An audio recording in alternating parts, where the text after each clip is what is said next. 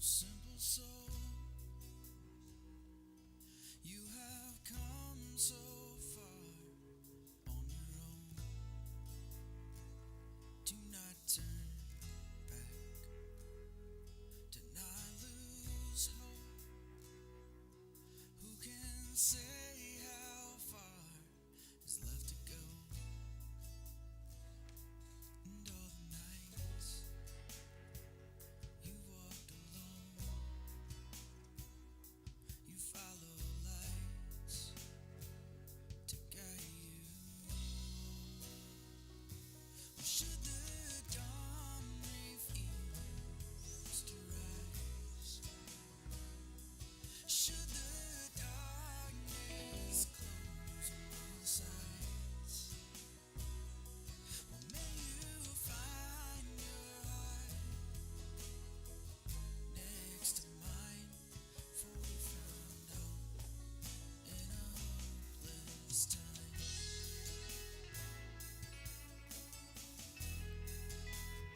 Oh, gentle heart, oh, simple soul, there is still so much left to know. So plant your seeds and watch them grow. Keep on moving on down the road. And through the nights, the wind shall blow, and all our lives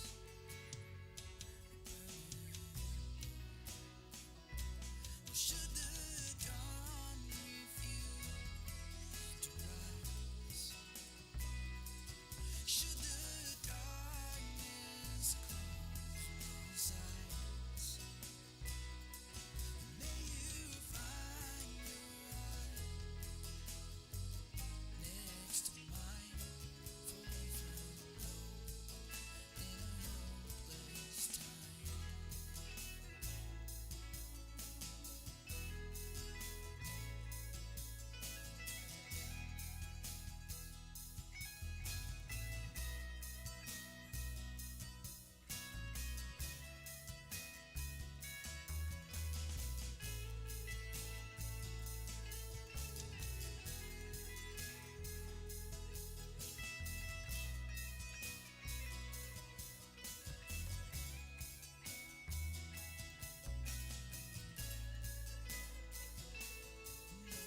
Those nights you walked alone,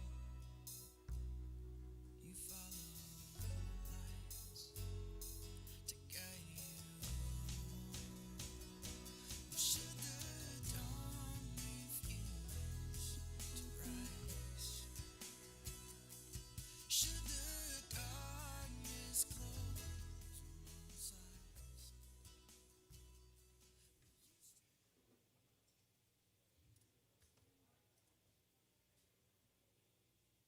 Morning, everyone. Welcome to Watershed. We're glad you're with us, both in person and online. We have a group of people assembling out on the lawn in lawn chairs, as we do each week. And there are puppies out there, and I'm jealous that I'm not out there to pet them. So if you're out there, shout out to all the dogs on the lawn and folks out there. And to all the people who showed up today in person. You have no idea what it means to us to see at least this much of your face. It means a lot, so thank you. And we just want to welcome you, whether you're new, whether you've been around Watershed for a while, whether you just checked us out for the first time during the pandemic online. There's been many of you. We're just grateful, no matter what situation brought you to us. And we have a seat at our table for you. We have a lot of exciting elements in store for you today, so we hope that you'll stick with us all the way to the end, because we're changing things up quite a bit this morning. And with us, we have Ashley, Joanne, Courtney, and Tony on stage, so would you give them a big welcome? And if you're willing to stand with us, if you're able to, we'd love to invite you to do that as we sing together this morning.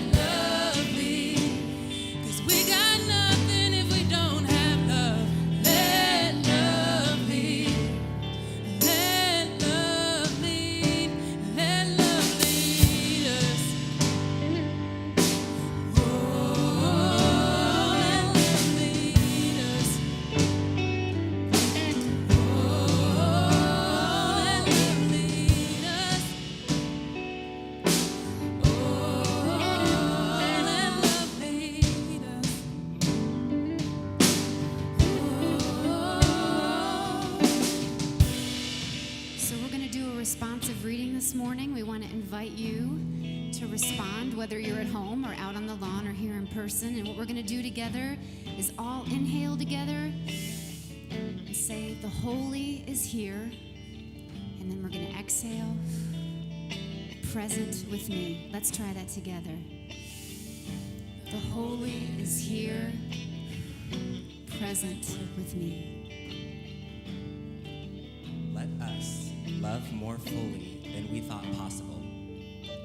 Let us not be quick to drop, ready to retaliate, escalate, assassinate. Let our collective fervor for justice eclipse institutional concerns. And let us trust and follow the wisdom of those who have been marginalized. The holy is here. Let us stand for love and with love, following the way of your Son as best we're able. Let us not fear an experiential spirituality. Let us listen to the wondrous bodies you gave us. Let us hear your voice and tangibly feel you with us. Let us discern your guidance. Let us abide in and with you. The holy is here, present with me. Show us what you're doing so we can work together, move where you will, when you will, in whatever way you will. Come, Holy Spirit, and restore your church. The holy is here, present with me.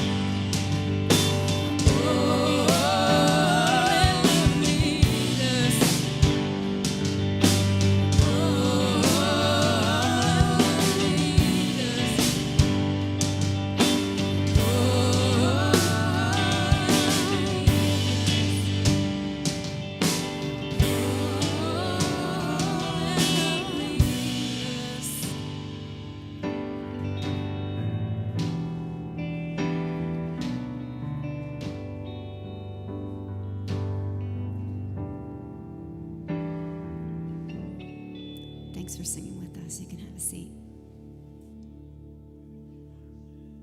Those of you who are in this space, let me try that again. Good morning, Watershed. Both to those of you who are in this space and outside, it's so good to see you, and our online community at Facebook Live and YouTube. So excited that you're here this morning. My name is Matt. I'm one of the co-pastors here at Watershed, And Taryn was not kidding. Like, we really are excited about what is in store for this morning, and we're going to try to get to that as quickly and as efficiently as possible. But before we do that, there's some things that I want to make you aware of that might create a bit of excitement or energy for you as you move forward into the summer. The first is, if you have a middle school or senior high kid, there's something next weekend. It is actually on Sunday, June 13th in the evening, called Dive-In Movie. That's right, I didn't mispronounce that. Not drive-in movie, dive-in movie. And a little story behind this: David Roberts, our youth pastor, for 2 years now, 3 years if you count the pandemic, which in pandemic years, that's like 10 years. But in the last 3 years, he's tried to schedule a pool party for our students, and every year it gets rained out, every year. And I just jinxed him. He told me not to jinx him, but I'm going to do it anyway. This year, though, he's going to try to jujitsu the weather. He's doing an event where there's water and also a movie. So he's got a plan B. If you have kids, I think that middle school, senior high, you can sign up on the Watershed app in the Sunday News tab. Everything I'm talking about actually is in the Sunday News tab. You can go there and sign up or get more information. So that's next Sunday night, June 13th. Also, in honor of Pride Month, and you'll hear more about that in just a moment, but next Sunday, June 13th, right after our gathering in this space at Petty Thieves, our Kindred community is going to be hosting just kind of a meetup, sort of a social. If you have yet to be in a social environment and haven't had the chance to maybe meet a few new Watershed folks, this is a great environment. I think there's some food trucks that show up around 1 o'clock, so there might be a little bit of a window there for you to grab something if you want to get something to eat and bring it into that space. I know that's acceptable as well, but that's immediately following next Sunday, Kindred at Petty Thieves. And then also, for the past over a year now, Scott and myself, and every now and then David, have been hosting something called Preface. If you're brand new to Watershed, Preface is sort of this on-ramp experience where you explore the past religious experiences of your life or dispositions, and then what that means within the context of who Watershed is becoming. Because we're always hoping that we're becoming something a little bit more alive, loving, justice-oriented. Having said that, we shortened Preface to 3 sessions. It used to be 6. Shortened it to 3 sessions. And here's the thing that we've heard at the end of every Preface: if only we had a little bit more. If only we could go a few more sessions. And so here's what we're going to do in July. If you are an alum from this past year to 18 months, or if you've never been through Preface at all, we're doing something called Preface 2.0. It begins in July. Actually, it's July 13th. It's 3 consecutive weeks. We're going to deep dive into some things that we couldn't get to if you went through the first 3 sessions of Preface over the past year or so. If you're alum, if you're new, even if you're not and you want to jump in and join the party, we would love to have you. Again, you can sign up in the Sunday News tab. And then lastly, this community continues to be fueled not just by those of us who show up and participate and facilitate and kind of lock arms to say, is there a better world that we get to create as a community? As we awaken struggle and love, is there a different world we get to begin creating? There's that aspect of it. And then there's this undertow, this base note of generosity that exists here. It takes a little over $13,000 each week for us to be able to continue to be us, for us to continue to not only experience transformation and help each other see the world differently within this space, but as it bleeds outside of the 4 walls of Watershed and begins to impact parts of our city and our world, the resources that are given here are sort of the fuel, or at least a huge part of the fuel that allows that to take place. If you've been around for a while, or if you've been around for a short period of time, and your regular practices of generosity, you would like to see those included and channeled towards Watershed, there's real safe and easy ways to do that. If you go on the Watershed app, if you go on the website, there's also secure ways to do that as well. And again, I always mention this: if you work for an institution or an organization that matches generosity, chances are Watershed is included in that, and we'd love to help you figure that out as well. If you email Scott@watershedcharlotte.com, he's always real willing to help figure that out with you, kind of walk alongside of you. Whew, boy, I'm just going to get out of the way now, because this morning, I really hope your hearts are open this morning. I hope you're here kind of expecting to hear something that might ping for you in your internal space. And as we move towards the rest of our time together, may your morning be filled with grace and mercy and peace. Thanks.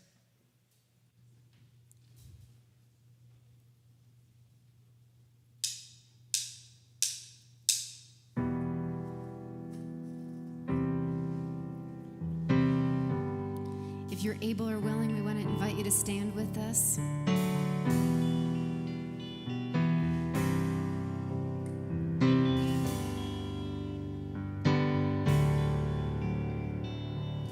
Just when I thought I was forgotten, you came and called me by name. You've shown me I'm never forsaken, and I'm awakened to your love for me. You're my protector, my helper, friend and my king, my defender, my treasure. You're my safety, all are welcome in your arms, because love is who you are. Nothing can take you away, and I adore you.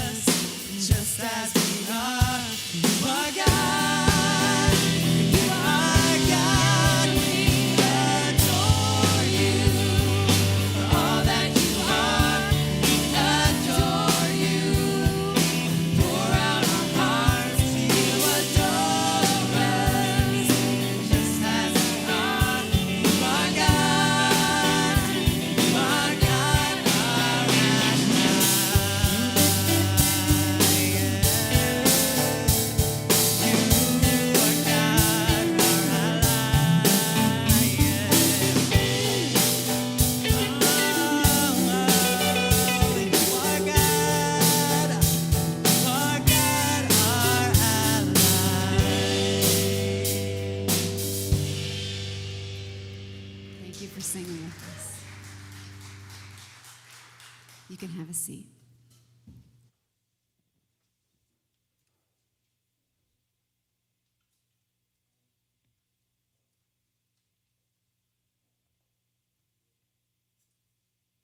Good morning, Watershed. I want to invite two of our families up that are here with us this morning who have recently expanded, and they wanted us to meet their new one. So, Josie, can we take a step back? We'll let them use. You guys want to step up here? Might be easier to see. We'll make space.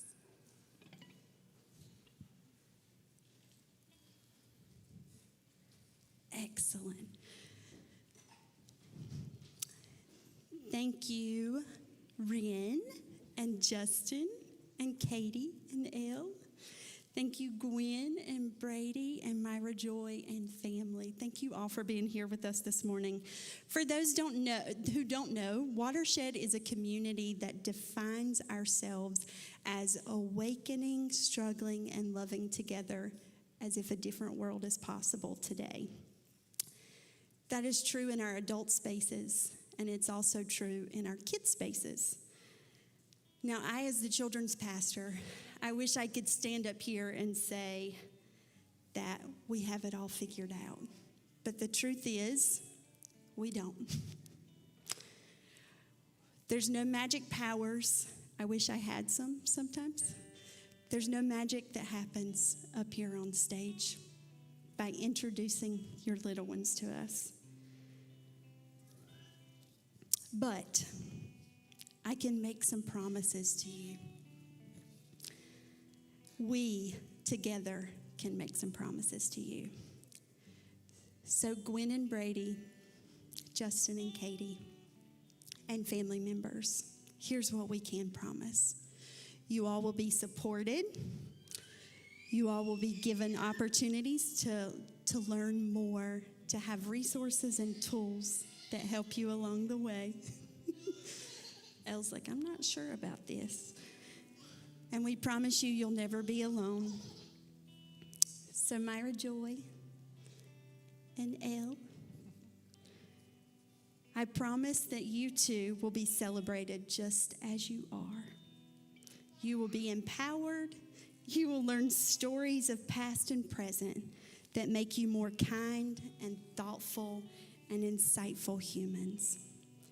You will be given the chance to teach us as you wonder and imagine. Our greenhouse space is filled with babies and toddlers, little kids and preteens. Has some kind of extraordinary effect. Some might call it the greenhouse effect. Get it?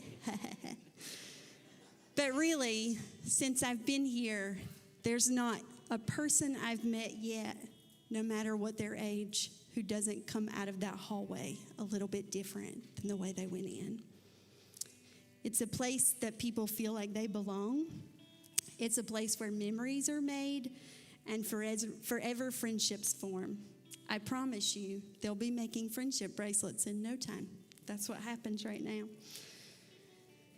So as a reminder of this promise this morning, we have a special basket. And I have two of our greenhousers up here. This is Eden and this is Josie. And they have a present for you all to help you remember a few things. So the first that we have in here is a Jesus Storybook Bible. And this Bible is important because it reminds us that we're part of a bigger story that's going on. The next thing we have are some sparklers, which Josie asked me if we could use those on stage, and I said, maybe not the best idea. But the sparklers are to help you remember to let their curiosity spark. The more questions, the better. Look, Elle's like, wait a second, she's done. And then we have a Watershed little onesie and sticker in there because we want you to remember that you belong. That Elle belongs, and that Myra Joy belongs. And then finally, there's a little succulent in here. Succulents are to help you as parents remember that they're really cute on the outside, but they have little stickies. because sometimes whenever they hit those teenager years, it's going to start getting a little tougher. They're not as cute anymore. I'm just kidding. But it's to remind you that just like the succulents are storing water, that they're also storing everything that you do and say.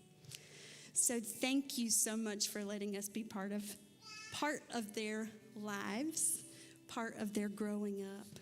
We love you, and we're so happy that you're part of our community here. I'd like to pray quickly.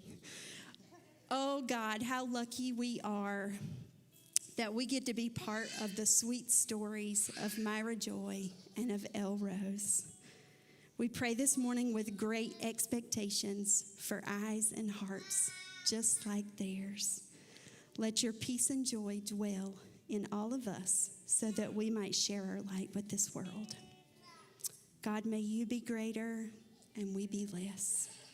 May we be people who bring your perfect kingdom, your heaven, here to Charlotte, creating a new earth. Thank you for giving us each other. Amen. You want to give your present to them? And then you can give your present to them. Thank you. All right, we'll let you go. We'll let them go down first.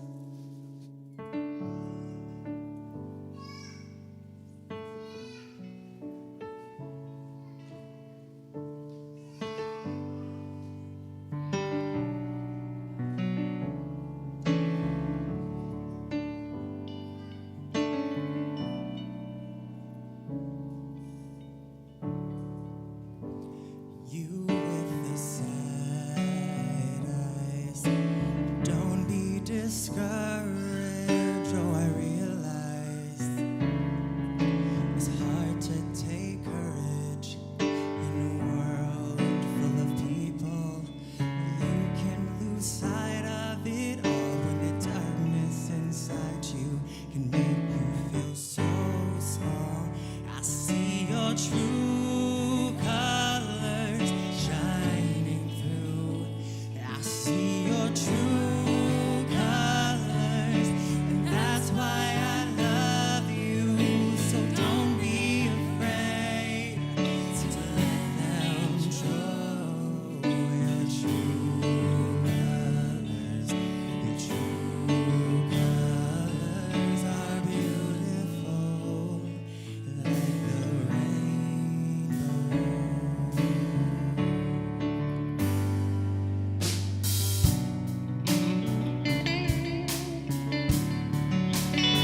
Show me a smile and don't be unhappy 'cause I can't remember when I last saw you laughing. When this world makes you crazy and you've taken all you can bear, just call me up 'cause I will always be there. I see your true colors shining through. I see your true colors, and that's why I love you. So don't be afraid to let them show your true colors. True colors are beautiful.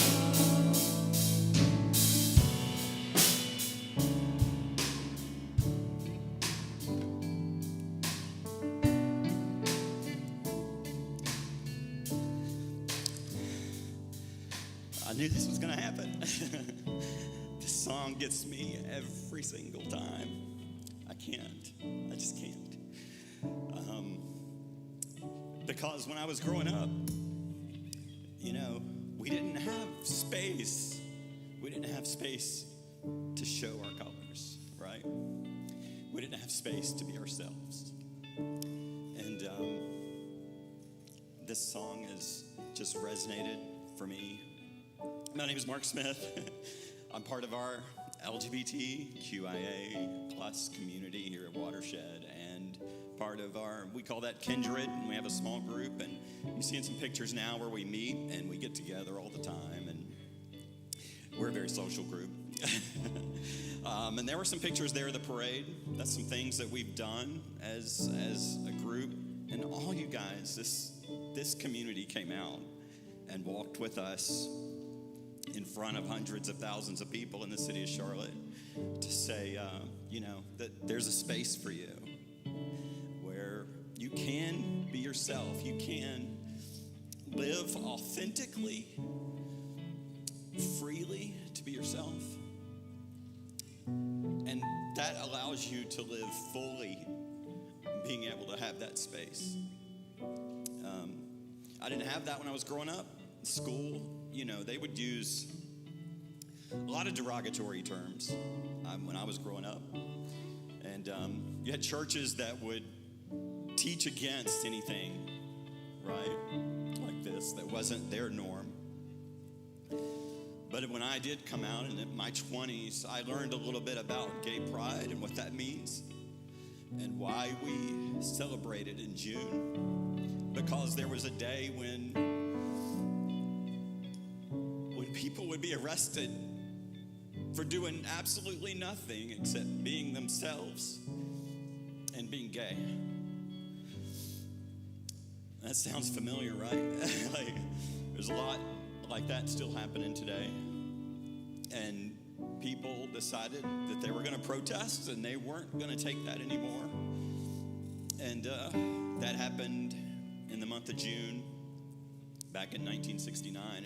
And they started protesting and they kept doing it. And that's what this month is so important. It says, remember what we've been through. Remember what we've come through. And that term gay pride came about because it meant come out of hiding.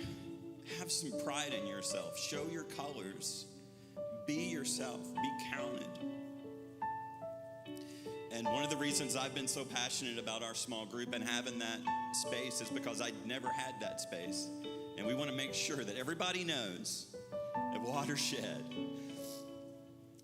you matter. There's space for you. No matter how you've been marginalized at any given time, that there's space for you. And we want to continue to create that space more. And so you might say, okay, it's Pride Month. Well, I'm not part of that community. What can I do?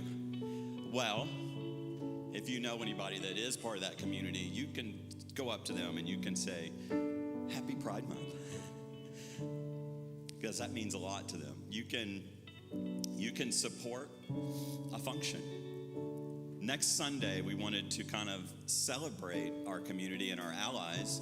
And so next Sunday, somebody's going to take this 5-minute space and they're going to talk from an ally standpoint. But we wanted to meet all of our allies. So come out to Petty Thieves and hang out with us. And we're actually raising money to be in the parade again this year. It's going to be in October. And so they're going to be contributing some proceeds to that fund for us, which is awesome. You can go out on social media and just say Happy Pride Month. That goes a long ways. You can change the space that you're in your circles, whether that's in your office or your personal space, your home. And you might start to see rainbow flags pop up all over town. These came about in the protest to say this is a safe space. And when you see these around town, it means we stand with you and this is a safe space and we see you. And this flag also represents all the diversity that we are. And it means a lot to me because every one of the colors matters. You can't go from blue to yellow without green. Green matters, right? And so I wanted to ask you today to create space. We'd love for you to help us create space and show your true colors if you aren't. Whether that's an ally or whether you are ready to be part of this community, if that's you, there is space for you. I think that's everything on my list. But it's June and we're celebrating, and that's exciting. So thank you. We love you, Mark. If you're an ally, say amen.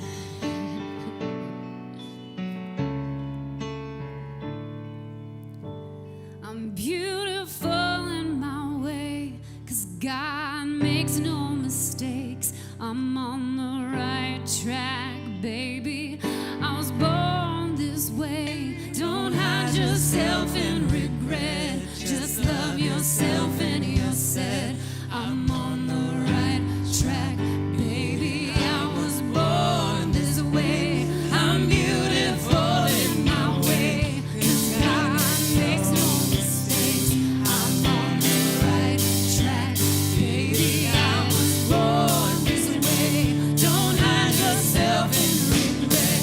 Just love yourself and you're set. I'm on the right track, baby. I was born this way. I'm beautiful in my way. 'Cause God makes no mistakes.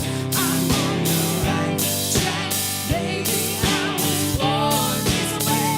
Don't hide yourself in regret. Just love yourself and you're set. I'm on the right track, baby. I was born this way.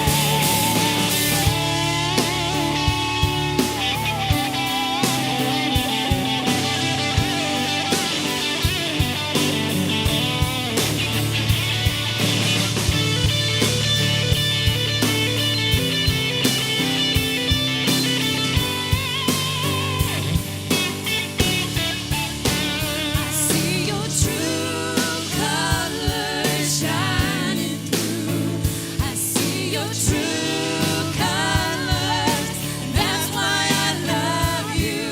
So don't be afraid to let them show your true colors. Your true colors are beautiful, like a rainbow.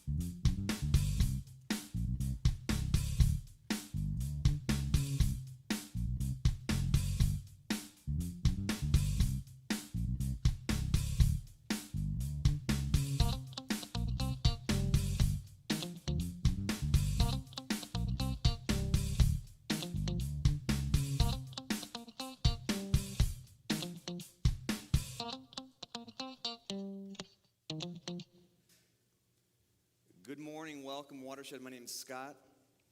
I'm one of the pastors. I can't tell you how awesome it is to be in a space with you guys. I feel like it's just so, like we're going to lose it again, right? So you just kind of hold on to it and celebrate as much as possible and hope that that won't be the case. Thank you for coming out on a Sunday.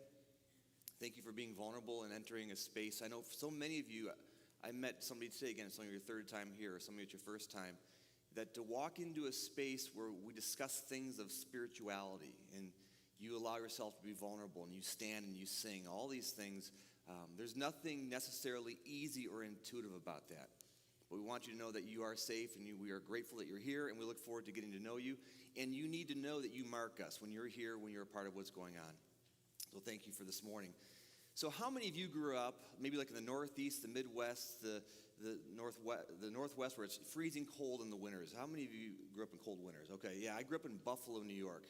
And, we would have snow on Easter Sunday. It was so crazy in those days. And so I remember growing up, and then, of course, you get your license. And one of the first things you learn when you have a license in the cold, crazy weather is, of course, you want to have, make sure the fuel in your car is always, abundant because you never know if you get stuck somewhere. But then there's this other variable in terms of driving in crazy, snowy, blustery, cold Buffalo, New York weather. It's really important that you have a right amount of wiper fluid. And so you can be blaring down the road, as I was one holiday season coming back from Virginia. I went to school in Virginia, and I was coming back, I think it was like Thanksgiving or Christmas holiday. I'm driving my little beater pickup truck, and I'm driving down the road in the thruway, and all of a sudden I go to hit the spray button, because you know what it's like when you're driving in a blustery snowstorm. The sort of dark, dirty spray from the road is coming up onto your windshield, and the windshield wipers sort of work for like a minute or two, then it gets dry and dirty, and you got to hit the sprayer. And everything was working great until I went to hit the sprayer, and it didn't work. So I thought, well, it must have frozen up, or I must maybe have run out of fluid. So I try to get off the next exit, and I'm having a hard time seeing where I'm going. I get off the exit and realize, no, the fluid is fine, but the compressor, the pump deal is frozen or broken, so it's not working. It's not spraying the fluid up onto the window, so it will clean it. So I get a couple gallons of fluid from the gas station, and I pour it on there, and a quart of it, whatever, and it cleans it all up for me. I take off down the road, and 4 or 5 minutes into my drive, of course, my windshield is all tainted. It's all dirty. It's grimy. I can't see. So I take the gallon of fluid and kind of weakly lean out over into the freezing cold weather and pour it onto the windshield, because that's what you have to do in order to get home. And I knew if I could just plow through this, probably in an hour or so, I'd be on the other side of the storm. And I'm going down the road 3 or 4 minutes later, I have to pull it out again, and keep on pouring this fluid onto the windshield, freezing my arm off, knowing it's the only way I'm going to actually be able to have any sense of what's in front of me. It's the only way I'm going to be able to clear the grid and the filter of all this film and all this grime on my windshield, so that I can see where I'm going, so I can see what's out there. And what makes me so concerned, or what makes us so concerned about having a dirty windshield in driving conditions, is that we don't know what's out there, right? That's what this series is about, in essence, that we all have these biases. We all sit in front of a glass that is filtered and gridded and dirtied, and we're trying to do our best to figure out what is on that, because the other side of that glass might be this idea of truth, or this idea of what is real, or what is more real, or more true. And so we end up finding ourselves looking at these through these lenses and realizing, all right, maybe what I can do then is become aware of the dirt and the film and the grime that is on that window. We become aware of our biases. We become aware of the things that are hindering us from seeing reality. And that's what this series is about. It's about looking at the windshields in our lives and saying, all right, what are the variables that are keeping us away from seeing truth? What are the variables that early on in my life that kept me away from seeing LGBTQAI+ from the beautiful, honest way in which I needed to see them, but I didn't? I had to realize there was a bias there. I had to realize that there was a very dirty, filthy window that could not see humanity through that lens. What about Black Lives Matter? What about the way in which I see politics, and the way I see economics, and my resources, and I see my time, and I see my children, and my spouse? I realize I have all these different grids and all these different biases with which how I interpret reality. And maybe what we're slated to do in a series like this is to step back and say, all right, I'm ready to take on a new understanding, a new awareness that helps me realize, wait, that is a bias that I have. I never knew it existed. Oh, wait a minute, that's another container that I need to sort of reestablish or rebuild. There's another filter or grid that I'm constantly having to clean up and to sort of clarify. And here's the reality of it. What happens is, no matter how hard we try to clean the lens, the glass, the windshield, it's always tainted. You and I always have something filtering our ability to see reality. You understand that, right? You and I never fully sort of wake up. You can't be a news anchor that doesn't truly have a bias. It's always filtered. So the question becomes, well, are we keenly aware of those filters, and are we keenly aware of those biases, and what's that begin to look like? So in this series, this Pineapple Pizza series, we're trying to ask the question, what are those filters, what are those grids, and how do we become more aware of them? And if you're looking for a resource in this, there's a great podcast by Brian McLaren, Learning How to See, and highly recommended in terms of a resource. So when I say bias, many of you are like, well, I'm not sure exactly what you mean, Scott. I mean, I understand the idea of a bias in particular, but you mean there's technical biases out there that we can identify with? Absolutely.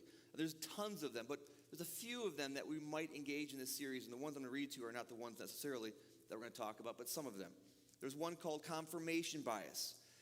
This is where the human brain welcomes information that confirms what it already thinks and resists information that disturbs or contradicts what it already thinks. You have community bias. The human brain finds it very hard for you to see something your group doesn't want you to see. We put the tribe over truth, right? That's a bias. There's complementary bias. If people are nice to you, you are open to what they see and have to say. If they aren't nice to you, you disengage them or disengage their idea. Conservative or liberal bias, right? We see this all the time. That our brains like to see as our party sees, and we flock with those who see as we do. These are some different biases that we navigate. There's one called confidence bias. Our brains prefer a confident lie to a hesitant truth. We mistake confidence for competence. And then lastly here, this one, competency bias. I think this is something every one of us contends with. Our brains tend to think of ourselves as above average.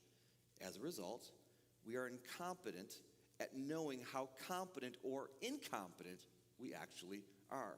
These are just some of the biases out there. And as we begin to understand them and speak into them over the next several weeks, you'll hear from different people, different perspectives that will be hopefully very helpful in this. So I was looking at some of these biases, and one of them just jumped off the page at me. And it's called this idea of complexity bias. And the idea of complexity bias is this. The complex, sophisticated concepts in our lives are perceived better than the ones which are more straightforward. In other words, we value sophisticated ideas over simple ones.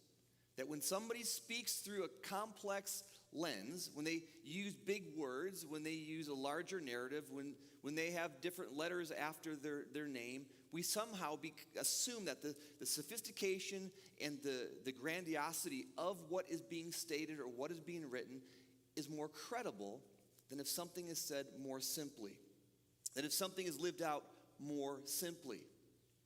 This is never more evident than in our love relationships. Your partner, your spouse, boyfriend, girlfriend, whatever the case might be, we invariably, when you are in love with somebody, when you're intimately or deeply connected with somebody, you definitely walk through imperfect times, right? Probably the last year and a half or so, COVID might have sort of stressed or pressed into that relationship. And invariably, you find yourself having difficult times and difficult seasons. That's any relationship worth its salt. And so what do we typically do? When our relationships are going a little bit sideways, we find ourselves maybe imbibing in a podcast, or we might read some books, or we might go to counseling, which I'm highly recommend. It's something that's a part of my life. We might go to a relationship conference. We might join a Facebook group. We might talk with other people who seemingly have been through all the same issues and challenges that we have found in our own relationship. We like to look for these areas that somehow, if somebody speaks long into them, if somebody speaks big into them, if somebody has some sort of expertise, then we listen, we dig deep for this sort of truth that helps us to understand our relationship and where we would like it to go. Last month, in May 5th, my wife Taryn and I, the lady who was up here singing, she and I have celebrated 20 years of marriage. And we have 2 sons, and it's like any relationship, like any marriage, obviously it's got its challenges. And I will say the last couple of years have been incredibly difficult, the last year in particular, right? We've got 13 and 16-year-old sons who, they want to go to school, but instead they're staying home, and we're sort of pseudo kind of homeschool teachers via Zoom and all the nuances that's there. So that's incredibly stressful. About 6 weeks into the pandemic, our house was just decimated by 3 huge monstrous trees that came down on our home and flattened it. And so we spent 10 months or so living in different spaces, and the chaos of moving around during COVID was just crazy. It was a really difficult year. There were just challenges that we historically had not had to navigate. And so I try to think, all right, our 20-year anniversary, we got to do something a little bit different. We got to get out of Dodge. And it was just at that place in February where the hopes were that you could kind of travel. It wouldn't be that big of a deal. My wife has often talked about wanting to stay in a yurt. Now, I had no idea what a yurt was until I Googled it. And if you have any idea what a yurt is, it's really a fancy tent is all it basically is. So never stayed in one before, so I did a little bit of research, and I found one near Asheville, and I kind of planned this surprise trip for my wife, she and I, and just to get out away for a weekend. And so this was a couple of weeks ago, and it just felt like no matter what we did, everything was so difficult. Everything was so challenging. We couldn't just get out of town. There was always some other variable, some nuance in terms of trying to get our boys to have somewhere to go, to my grandmother, her health was failing, so we were afraid to be away from town. It was the gas shortage that week, right? I was the guy driving around with 6 5-gallon containers of gas in my truck. I'm the reason there was a shortage. I get that. I'm a 6 on the Enneagram. I live in fear. I got to have all these things buttoned up. And so we had just enough gas to get to Charlotte, to Asheville, maybe go to Asheville one time for a meal, and then home. On our way to Asheville, finally got the kids dropped off, got enough gas in the vehicle. We're ready to go. We're driving out of town, and my mom calls and says, listen, your grandmother, my 95-year-old grandmother, she's not doing well. She took a turn for the worse. Just want to give you a heads up. I mean, I don't know if you want to, what you want to do. I just want to give you that heads up. And Taryn's like, we got to go back. So we're 40 miles down the road, burned, some gas. We head back and had this amazing, wonderful experience with some family members in the room and celebrated her when she was conscious with us. And they asked Taryn to sing some songs with her. It really had a meaningful time. Then Taryn and I went on and fortunately found some gas, got up there, and it was like this exhale. Here we are late. People are concerned, can we find the fuel? My wife is a vegetarian, so we found this vegetarian restaurant, really simple, really basic, really clean, nothing complicated. Really enjoyed the meal, enjoyed the conversation, and finally arrive at this yurt, and it's this really kind of cool. I think you got some pictures back there, guys. It's kind of this cool space, and we ended up just really enjoying our conversation, the meal. Next day, I was like, I don't really have anything planned for us. I just wanted to get out of town, and we found a place where we went hiking, and then my wife's into these all these plants and all this kind of stuff, and so we drove around to different plant places and looked at plants, and got some really good Indian takeout that night, and then a couple glasses of wine on the porch, and just found ourselves really enjoying each other's company. Nobody was asking us for anything. Our phones weren't ringing. Our kids weren't vying for our attention. There was any drama happening. We got up the next morning. We went out for some brunch before we headed back to Charlotte and the reality that is Charlotte. And in that moment, in the beauty and the simplicity of a tent, yurt, food without meat, takeout, like in that simplicity of all of that, it was like this, oh, wait a minute, I just rediscovered who I married 20 years earlier. Oh, yes, that's right. We can just have good conversation, and it doesn't have to be so weighted, it doesn't have to be so efficient because we've got kids who are going to be waking up in 10 minutes. We found ourselves really just, at least I did, really connecting and saying, this is why I'm with this person after 20 years. I love who she is. I love all these different variables. And it was a wonderful time just to be together and not have to plan something complex. It was actually the simple. And what I'm learning in relationships is we often think we've got to jump through all these hoops, but maybe actually it's as simple as just being together. It's disengaging the noise around and being around each other. In terms of complexity bias, when it comes to health, this is something huge for people, for myself, all of us included. You start talking about your health, there's all these kinds of conversations. Well, what kind of diet is it? Is it keto? Is it low carb? Is it low calorie? Do you have a trainer? Do you have a gym membership? Do you have an online workout subscription? Do you have fancy Lululemon clothing, workout gear? Do you have a tattoo that inspires you to work out? Do you have what kind of watch do you wear so that you can check your steps and you can do all these things? Maybe you bought a treadmill. I had 2 neighbors recently that had bought treadmills a few years back, put them in the basement, like everybody else, never used them. And then they're trying to get them out of the basement. They had to pay somebody to take them apart, to bring them out of the basement, to give them away. And we create all this noise around how we see health. That maybe the simplicity is actually saying, well, I have this couple that walks in front of our house every day. And they live in Plaza Midwood. My wife and I, we live on 5th Street. So it's a good little walk. And every day they walk, and they're probably in their 70s or so, and sometimes I see them twice a day, and they're having great conversation. You can tell there's a gait to their walk. They're taking it very seriously, and they're being together, and they're trim, and you can tell like there's something about how they see reality. It's really simple. And I've been reading this guy who talks about what it means to be healthy, and he says really simply, you eat a lot of vegetables, you eat a little bit of lean meat, and you walk. You move, he says. And it's about as simple as that. And so what do we do when it comes to health? We look at all these sophisticated ththings as opposed to the small things. Why is it that we value sophistication over the simple? I think it's a control thing, right? I mean, after all, it's easy to download an app. So at least I've done something. I've downloaded the app, right? It's easy to check my steps so I can at least look at my watch.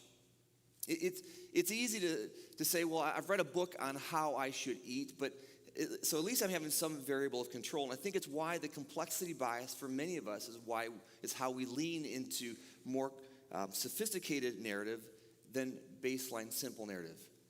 This might be the most true in religiosity, right? We love sophistication in the religious space. We love degrees on our walls and tomes of books on our shelves that articulate all this assumption about faith in God and all these nuances. I remember my first church job, I was on staff with a guy who was an academic. He was brilliant. And he would take me to these conferences, these academic conferences where a bunch of old stodgy people would stand up and literally read for 30 minutes at a time white papers on some minuscule nuance related to theology and doctrine. And most of the time I wouldn't be able to follow half of it because it was so sophisticated, it was so elegant, it was so well said that I just could not understand it. I didn't necessarily live in that space intellectually like he did. But then afterwards we'd go out and we'd talk about it. And they would spend all this energy on these very small nuances that apparently were God. In all of it, there was this debate happening at these conferences. It was splitting these sort of groups of people into two different factions. And this conversation was around this narrative called open theism. And open theism is a real simple phrase that basically means that we have the ability to change God's mind. And there's scripture that somehow alludes to this. There's the Job passage, there's some Moses passage that invariably argues that the narrative reflects that these guys asked for nuances changed of God, and God made the change, and God shifted, and therefore they changed God's mind.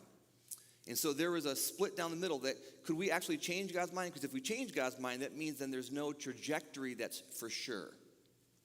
And so the debate was going on within these academic factions, and they were splitting down the middle. People were being thrown out, all based in this idea that somehow we could or could not change God's mind. Now I step back at 51 and ask the question, who cares, number one? Number two, do we have any idea that we really can do that? Do we think that we really know what it means to change God's mind, or if God even has a mind, right? Or if God is even rational in terms of how they engage reality. That's how we come to it. And so we debate, we spend all this time, we attempt to give you all these filters and all these grids and all these hoops that you have to jump through. And if you don't jump through them appropriately, if you don't do the work, if you don't sign up and jump into all the things that the church and that religiosity asks you to do, then somehow you're not living this right life. And somehow you're living it in a wrong fashion. That religion can tell us all the truths we don't want to hear, but it can tell us the truths we want to hear as well. It can keep the illusion alive, in a sense. Because if I don't understand all of it, and I'm playing with all these podcasts and books and showing up at all the right things and signing all the right deals and showing up to the right Zoom classes and doing all these things, then somehow I might arrive at some place of, oh, now God and I, it's all good. And we keep on jumping into more complicated things as opposed to maybe imbibing God in the most simple, in the most baseline. So is it possible that we take God, I don't want to say too seriously because I don't know if it probably comes out wrong, but that sometimes we elevate God to be something that they never intended or longed or wanted us to be. So then, Scott, to you, who is God? If I can give if I could take and bring it down to the most baseline assumption as to who God is, and I'm calling it an assumption, is that the essence of the God that I think is out there, that I believe is out there, this essence, this Christ, we might call it in some traditions, this movement, this energy, at some point breathed, created all what we know into existence, or at least a chunk of it.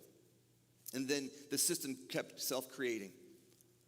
Also, an assumption I can make about this essence is that not only did they create, or did they maybe birth into existence what this is, but the reason why I think something is behind what's happening here is because you can look out to the scenery. You can look out to, I saw the sunset last night. I've got this cool plant that my family gave me for my birthday, this bonsai little tree kind of deal. It takes me back to the 80s with, the Karate Kid kind of thing. And it's sitting there in my office at home. And I looked at that this morning, like, there's something beautiful about that deal.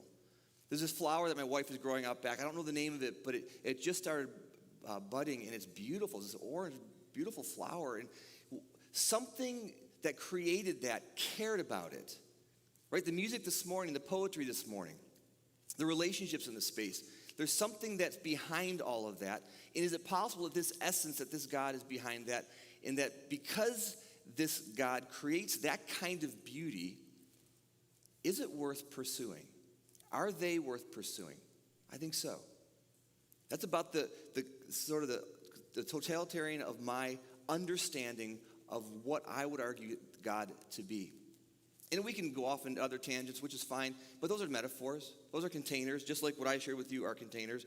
But maybe what we need to do, maybe the role that we get to play here at Watershed in part, is to take the complex and make it simple. That what it means for us to engage God is about the simplicity, not about the sophistication.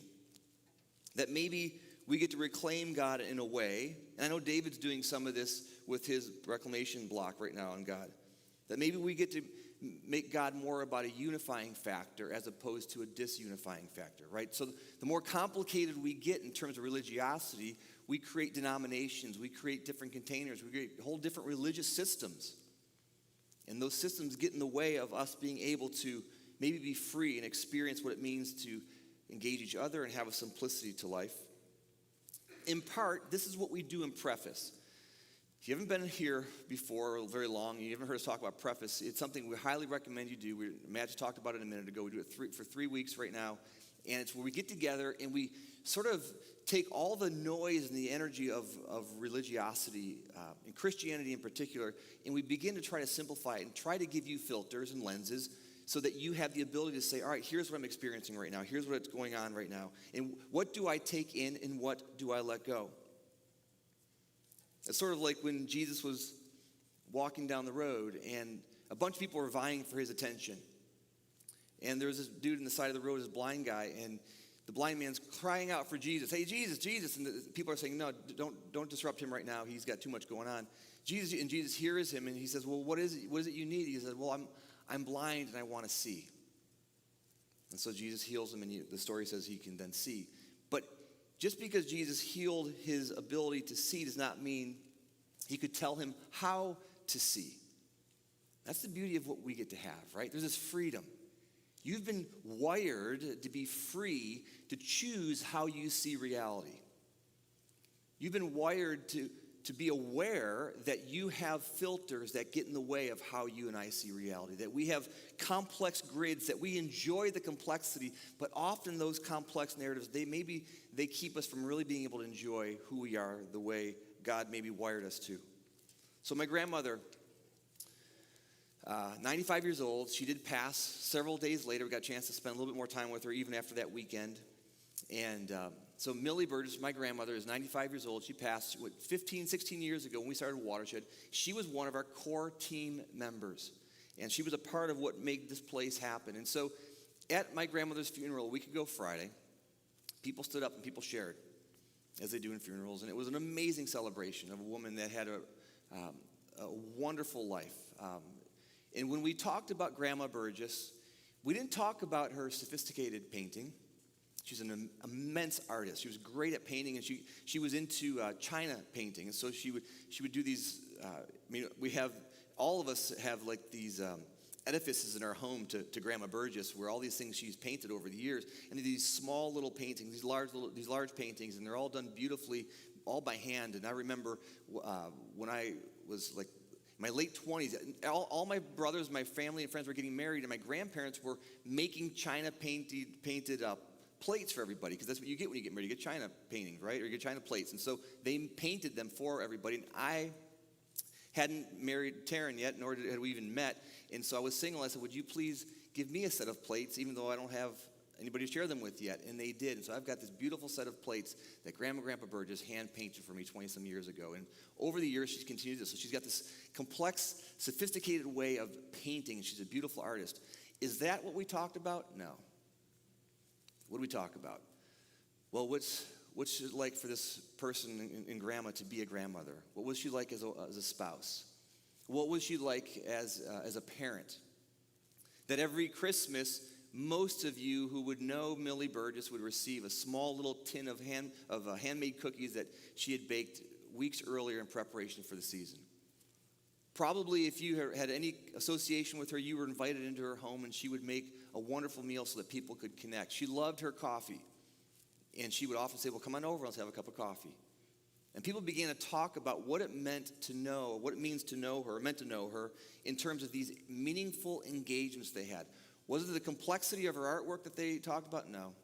Was it how she kept a home or a checkbook or how she attended church services? No.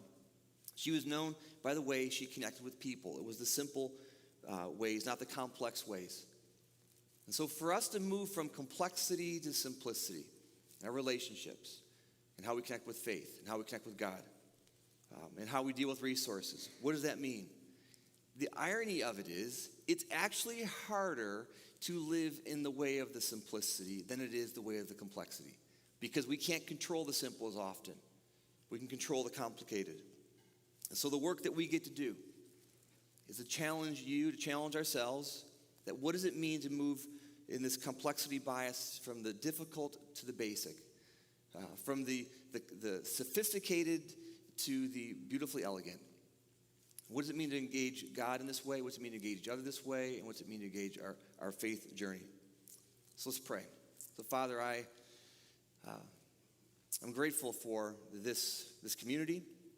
I'm grateful for the way it challenges itself, for how we ask really hard questions, for the ability that we're sort of ready to let things go at different times.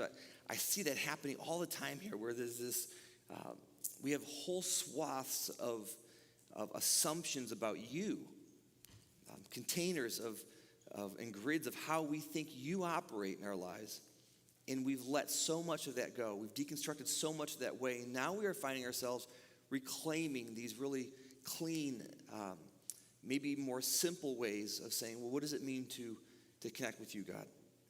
And so we connect with you in the relationship with other people. We connect with you in singing out songs that give metaphor to how we might think you to be, or how we might think you to be in connection with us. We look forward to these days ahead. We look forward to this month, this Pride Month, and how we get to be allies and celebrate our brothers and our sisters and our siblings. We love you, Father. Thanks for our time this morning. Amen.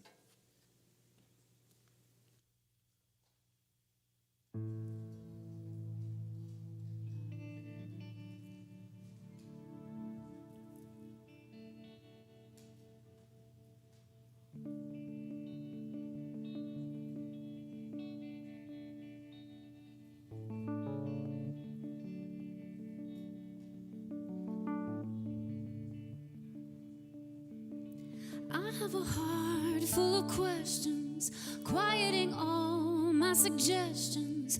What is the meaning of Christian in this American life? I'm feeling awfully foolish, spending my life on a message. I look around and I wonder ever if I heard it right.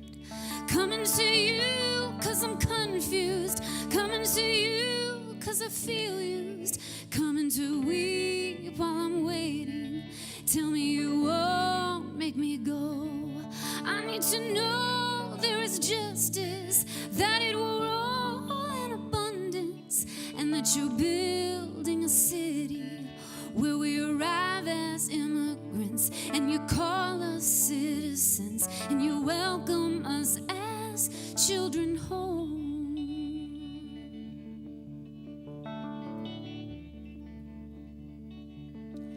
You rejected, misunderstood, and detested. You gave it all, didn't hold back. You even gave up your life. How can we call ourselves Christians, saying that love is a tension between the call of the cross and between the old party line? Coming to you for the mothers who are all running for cover. There is a flood from their weeping. Tell me you won't make them go. I need to know there is justice, that it will roll in abundance, and that you're building a city where we arrive as immigrants, and you call us citizens, and you welcome us as children home.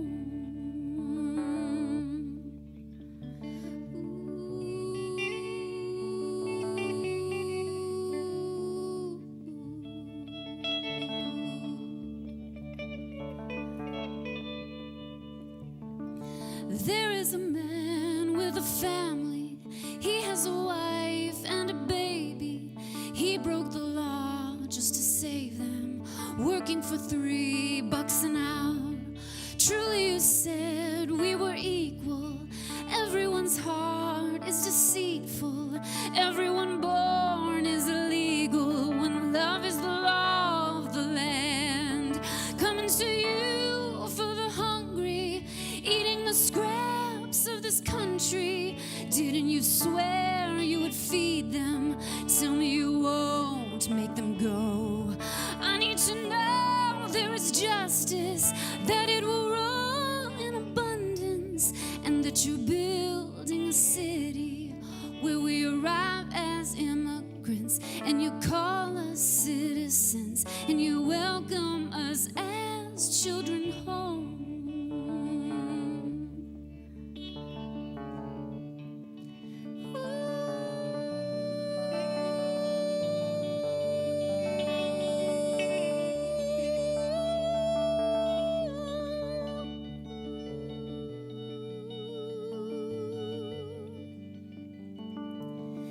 There is a wolf who is ranting. All of the sheep, they are clapping, promising power and protection, claiming the Christ who was killed by a common consensus. Everyone screaming Barabbas, trading their God for a hero, forfeiting heaven for Rome. Coming to you 'cause I'm angry, coming to you 'cause I'm guilty, coming to you 'cause you've promised to leave the flock for the one. I need to know there is justice, that it will roll in abundance, and that you're building a city where we arrive as immigrants, and you call us citizens, and you welcome us as children home.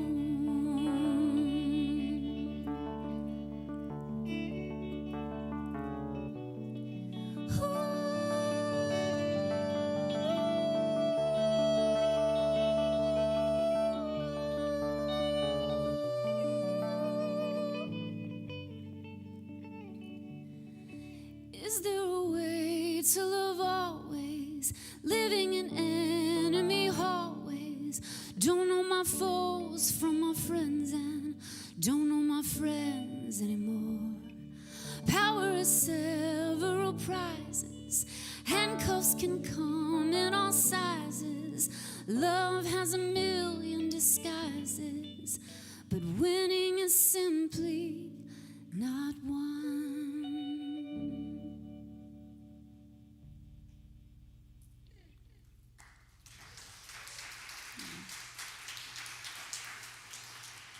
Thank you for sharing about an hour with us this morning. We love you so much. We hope you have a beautiful week and hope to see you here in person or online next week.